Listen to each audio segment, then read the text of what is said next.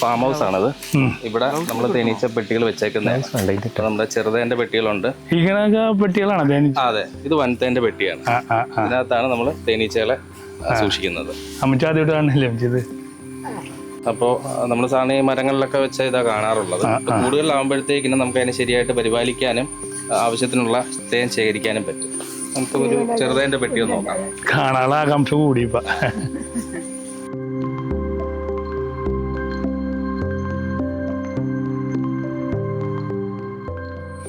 എത്ര ഉണ്ട് ചേട്ടാ ഈ കോമ്പൗണ്ടില്? നമുക്കിപ്പോ ഏകദേശം ഒരു 500-ലധികം പെട്ടികളുണ്ട്. 500-ലധികം പെട്ടികളാണ്.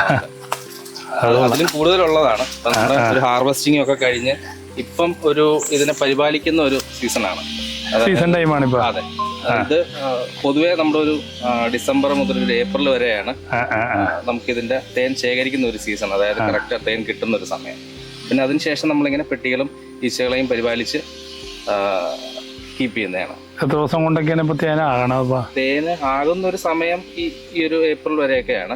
പിന്നെ നമുക്കൊരു ആദ്യം ഇത് നമ്മളിപ്പോ നമ്മുടെ കൂടുകളിൽ നിന്ന് തേൻ ശേഖരിച്ച് പിന്നെ ഒരു 6 ദിവസത്തിനുള്ളിൽ തന്നെ നമുക്ക് വീണ്ടും തേൻ കിട്ടും.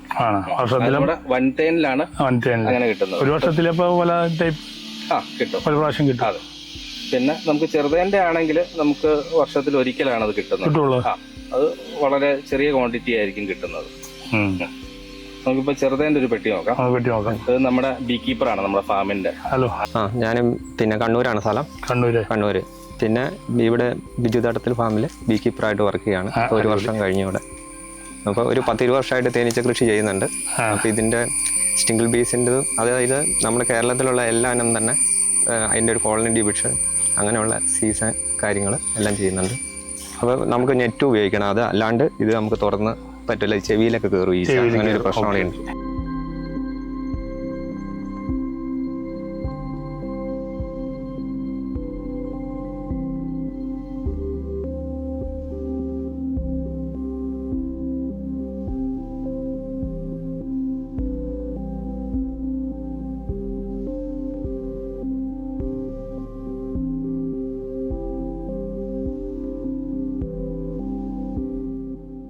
മഴക്കാല സമയങ്ങളിൽ നമ്മൾ ഇതുപോലെ പ്ലാസ്റ്റിക് ഇട്ട് കൂട് നനയാണ്ട് വെക്കണം.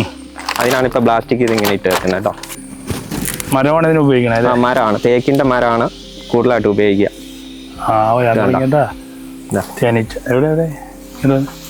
ഇതിൽ വരുന്ന ഇതെല്ലാം ഹണിയാണ്. ഇതില് വിരിയാനായ മുട്ടകൾ. ഇത് റാണിയാണ് മുട്ടയിടുന്നത്. പിന്നെ ഇത് പൂമ്പൊടിയെ വരിക. ഈ ഇരിക്കുന്നെല്ലാം പൂമ്പൊടിയെ. അടിപൊളി. ഇത് കൂടുതലും പിന്നെ ചെറുതേന് ഔഷധ ചെടികളാണ് മെയിനായിട്ട്. തുളസി അതുപോലെ ചെറിയ പുഷ്പങ്ങൾ ഉണ്ടാകുന്നില്ല, അതിൻ്റെ തേനാണ് കൂടുതലായിട്ട് കളക്ട് ചെയ്യുക. കൊള്ളാം. ഇതെല്ലാം പൂമ്പൊടി. ഇത് മുട്ടയാണ്. ഇതിപ്പോൾ വിരിഞ്ഞുകൊണ്ടിരിക്കുന്ന മുട്ടയാണ്. ഇത് പകുതി കവറിങ് ആയിരിക്കുന്നതാണ്. ഇപ്പം റാണി ഇപ്പം ഇന്നും ഇന്നലെയൊക്കെ ആയിട്ട് ഇട്ടുകൊണ്ടിരിക്കുന്ന മുട്ടയാണ്. പിന്നെ ഈ ഭാഗം എല്ലാം വരുന്ന പൂമ്പൊടി ആയിരിക്കുന്നത്. ഇതെല്ലാം കണ്ടോ, തേനല്ലത്. ഇതെങ്കിൽ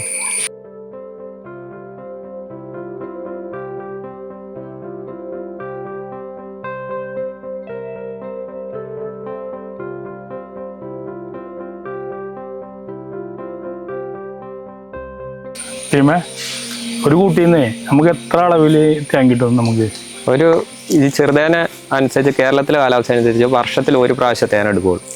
അത് നിലവിൽ ജനുവരി, ഫെബ്രുവരി, മാർച്ച് മാസങ്ങളിലാണ് കൂടുതലായിട്ട് ഹണി സീസൺ വരുന്നത്. അപ്പോൾ നമുക്ക് 350 ml ഒക്കെ ഒരു കൂട്ടിന്ന് ഹണി കിട്ടുള്ളൂ. പിന്നെ നല്ല സ്ട്രോങ് ഉള്ള കൂടാണ്. ഇതൊരു പന്നിമൂക്ക് എന്ന് പറഞ്ഞാൽ തന്നെയാണ്.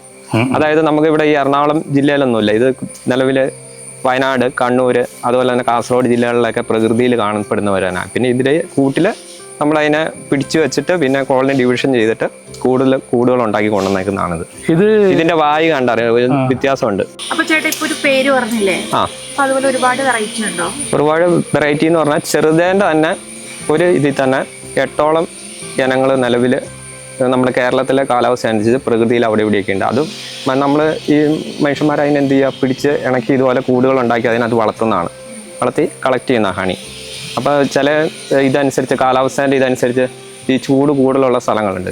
കണ്ണൂർ, കാസർഗോഡ് ജില്ലയിലൊക്കെ മാത്രം കാണപ്പെടുന്ന ഒരു അപൂർവ ഇനമുണ്ട്, ഒരു വെള്ളത്തേനീച്ച എന്ന് പറയും. അത് വെള്ളത്തേനാണ്, വെള്ളമുട്ട, പിന്നെ ഭയങ്കര ഔഷധ ഗുണമുള്ളതാണ്. അത് നമുക്ക് ഇവിടെ ഉണ്ട്, കാണിച്ചു തരാം കൂട്.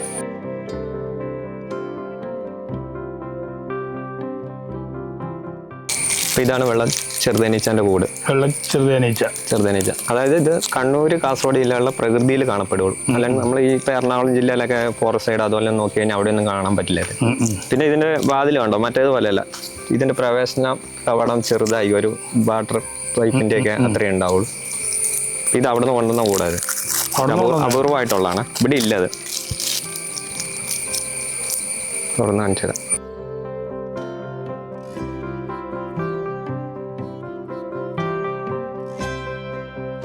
ടേസ്റ്റ് നോക്കിയാലോ? ആ നമുക്ക് എൻ്റെ ഒന്ന് നോക്കട്ടോ.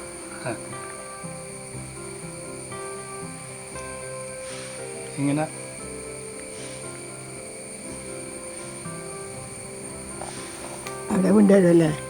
തേനല്ലേ കഴിക്കട്ടെ? ആ കഴിച്ചോ. നമ്മ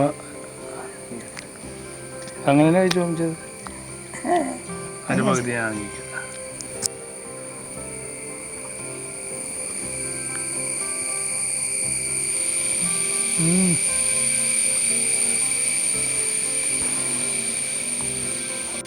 ഇത് ഭയങ്കര അല്ലേ? ആദ്യം കഴിച്ചതിനും എനിക്ക് വന്നത് ഭയങ്കര സ്വീറ്റ് ആണോ? സ്വീറ്റ് അല്ല, ഭയങ്കര വ്യത്യസ്തമുണ്ട്. ഇത് ഭയങ്കര ഒരു നോർമൽ. അതിലേലും അല്ലാതെ വന്നിട്ടുണ്ട്. നമ്മളിതിപ്പോൾ കുറച്ച് മുന്നേ ആ കൂട്ടിൽ നിന്ന് എടുത്ത ആ ചെറുതേനാണ്. ടേസ്റ്റ് ചെയ്ത് നോക്കാം. ചെറുതേൻ ടേസ്റ്റ് ചെയ്ത് നോക്കാം. ഇങ്ങനെ തന്നാൽ മതി.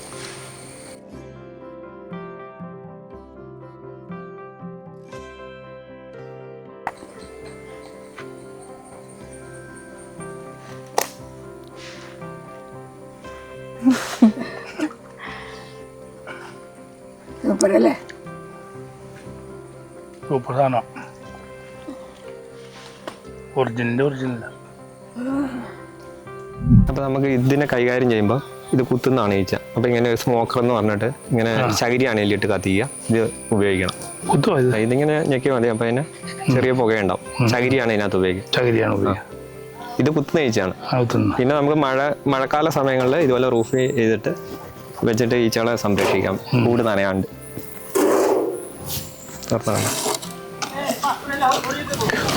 കുത്തും. അങ്ങനെ കുത്തില്ല. ഇതിന്റെ മൂടി പറഞ്ഞിട്ട് ഒരു ചെറിയ സ്മോക്ക് കൊടുക്കണം. ചെറിയൊരു സ്മോക്ക്. ഇതാണ് ഞാൻ പറഞ്ഞ.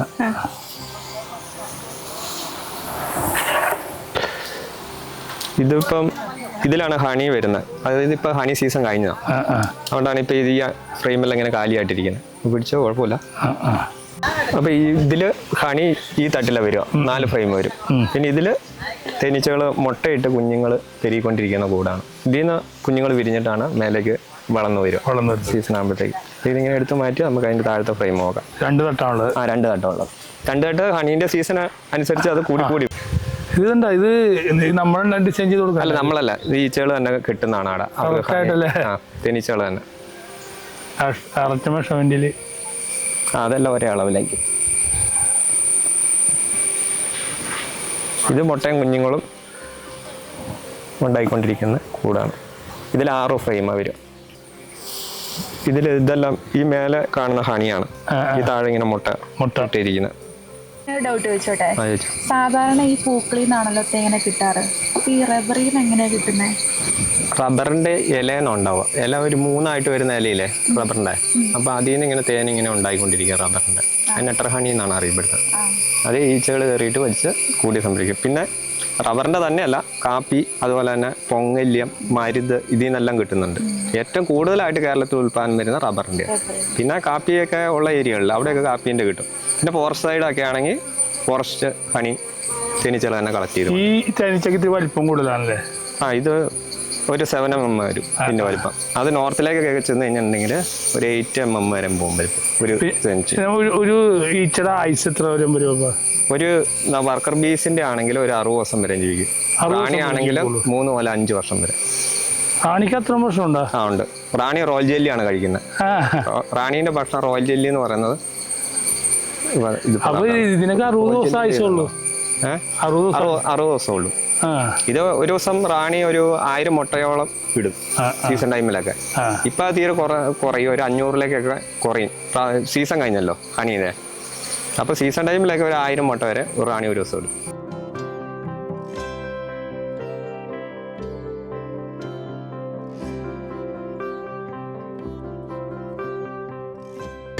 നമ്മുടെ ആ തേനീച്ചപ്പെട്ടികളിൽ നിന്ന് ഹാർവെസ്റ്റ് ചെയ്തെടുക്കുന്ന ഹണി നമ്മൾ നോർമൽ ഫിൽട്രേഷന് ശേഷം നേരെ നമ്മുടെ ഈ പ്രോസസ്സിങ് പ്ലാന്റിലേക്കാണ് കൊണ്ടുവരുന്നത്.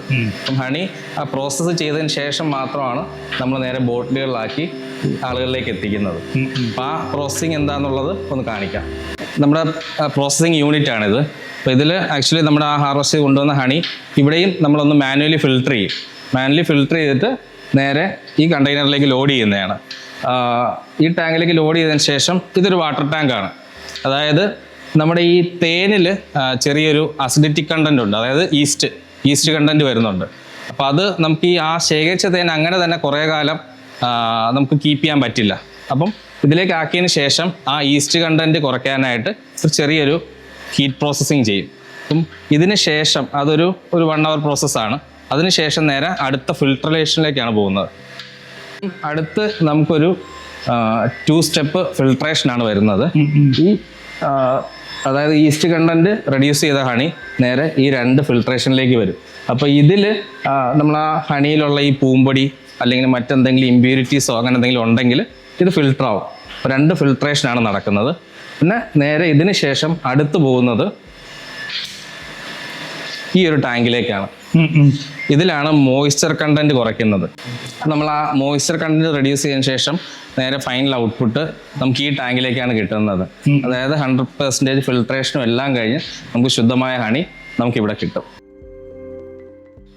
ഈ ഹണിയില്ലേ പല കളറിൽ കാണാനല്ല. അപ്പൊ ചിലത് ഭയങ്കര ലൈറ്റ് ആയിരിക്കും, ചിലത് ഭയങ്കര ഡാർക്ക് ആയിരിക്കും. അതെ, പലതരത്തിലുള്ള ഹണിയാണ് ഇത്. ഈ ഒരു കളറാണുള്ളത്.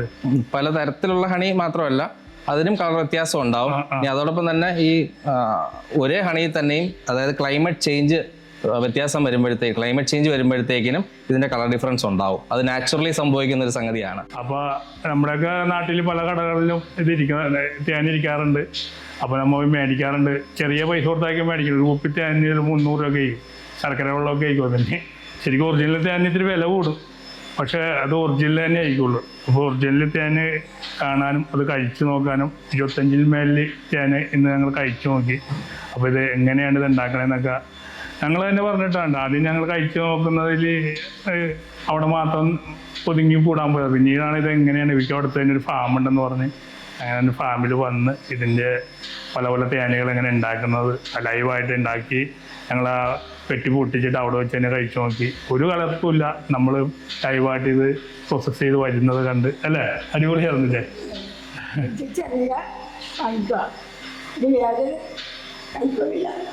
ഇപ്പം എനിക്ക് ഏറ്റവും ടച്ചിങ് ആയിട്ട് തോന്നിയത് ഈ വീഡിയോ കണ്ടപ്പോൾ തോന്നി വെച്ചിട്ടുണ്ടെങ്കിൽ 2-3 കാര്യങ്ങളുണ്ട്. സാധാരണ നമ്മൾ ഭയങ്കര വണ്ണമുള്ള ആൾ മെലിയാൻ വേണ്ടി നമ്മൾ തേൻ ഉപയോഗിക്കും, അല്ലെങ്കിൽ പല മെഡിസിന് വേണ്ടി നമ്മൾ തേൻ ഉപയോഗിക്കും.